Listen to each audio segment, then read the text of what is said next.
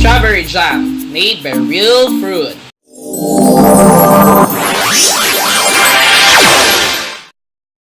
Hello guys, good morning. Good morning. So ngayon po guys, kami po ay magluluto ng strawberry jam. So nanggaling po kami ng Baguio na nakaraang araw, nakaraang linggo pala.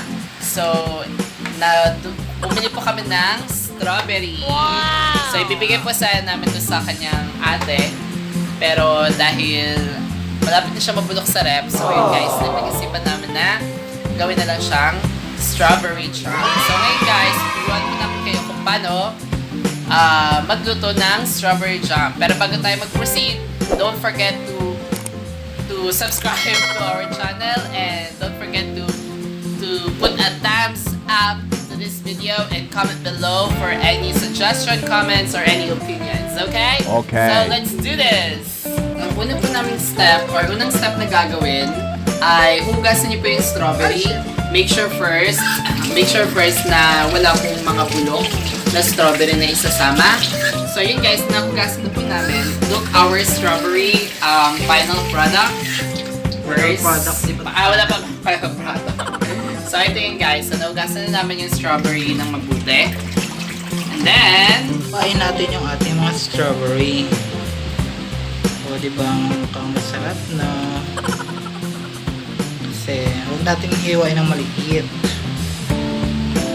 Kasi daw sabi, mas masarap kapag ano.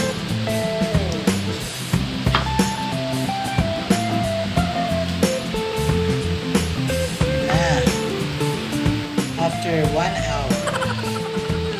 so ganito po ang tamang paghiwa ng strawberry. So hahatiin po siya, tapos tanggalin po natin guys yung mga medyo malalambot, ang tawag doon, mabulok na. So yun guys, tuloy-tuloy na sa paghiwa.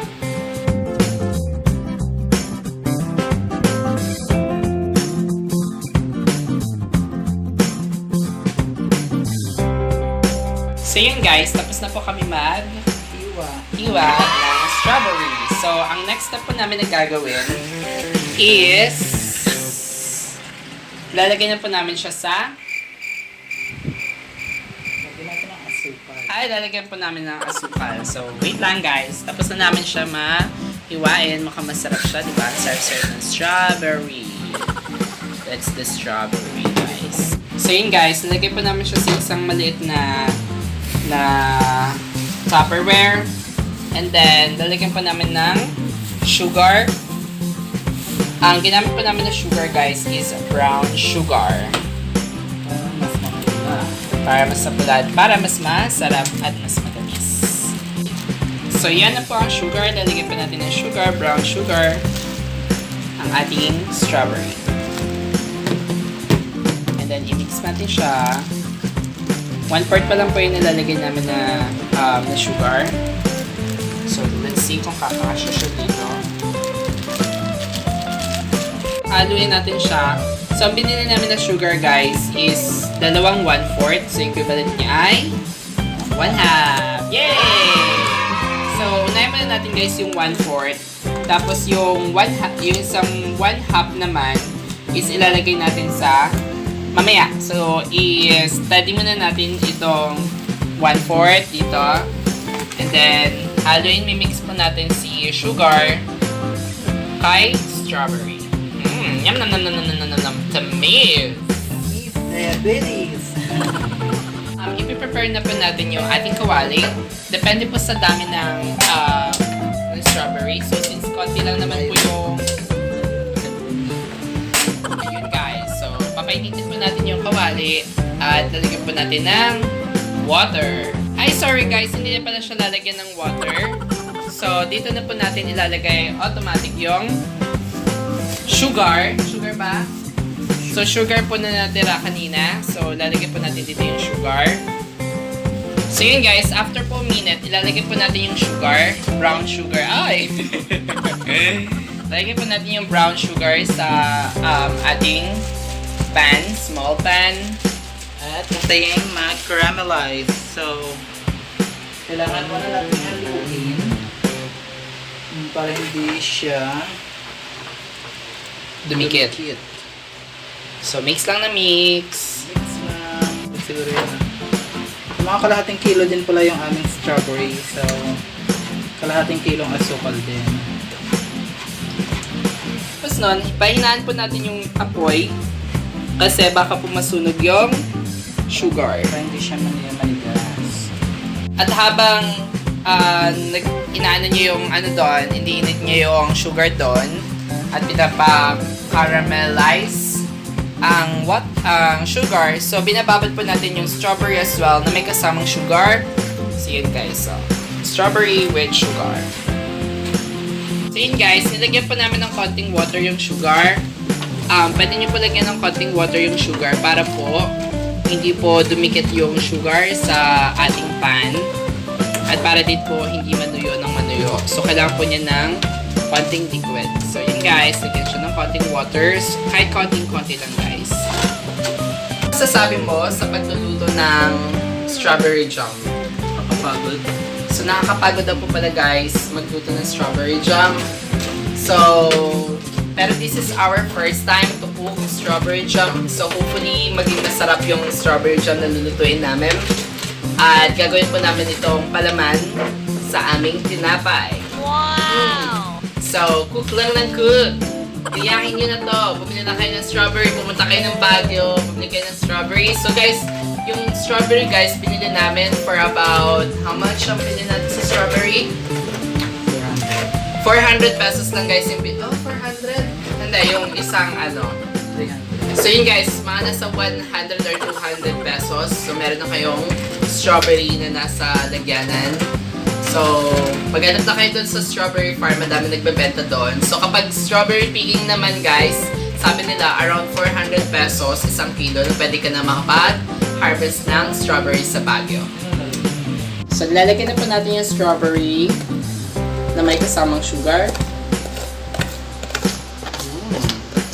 Yummy! Sa ating frying pan. At make sure guys na mahina lang yung water. Ay, yung water. Mahina lang yung apoy para hindi po masunog yung ating strawberry niluluto. Sarap. Yummy.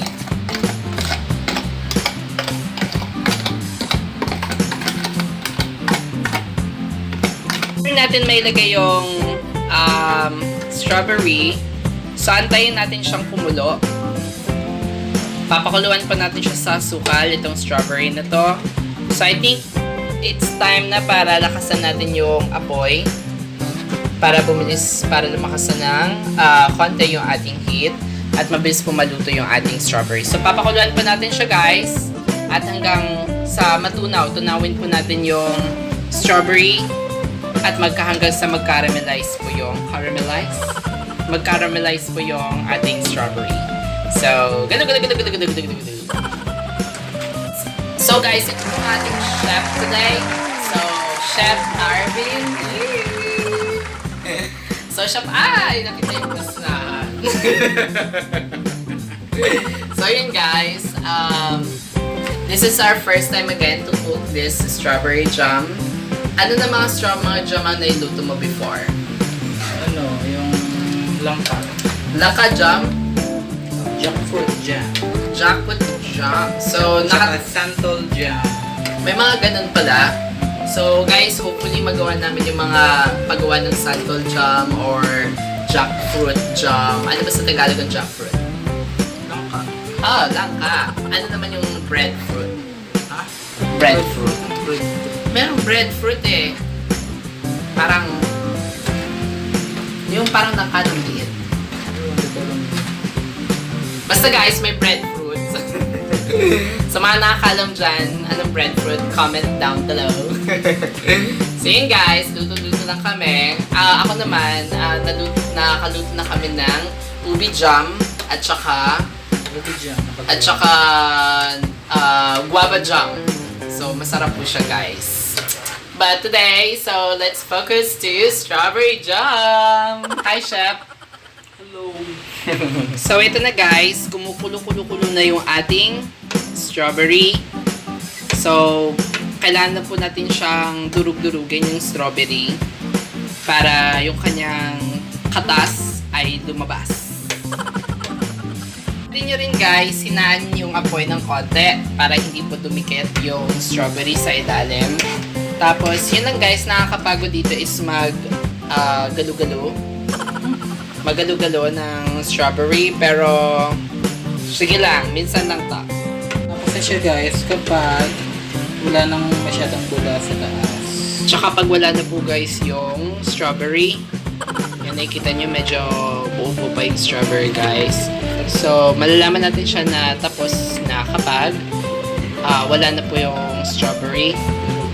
Durog na po talaga siya. Tsaka pag peak na po talaga yung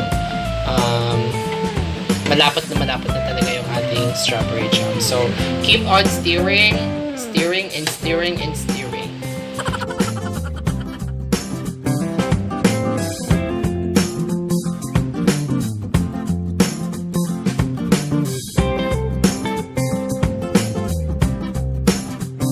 After 3 minutes guys, so nadudurog-durog na po si strawberry. So keep on stirring and stirring and stirring.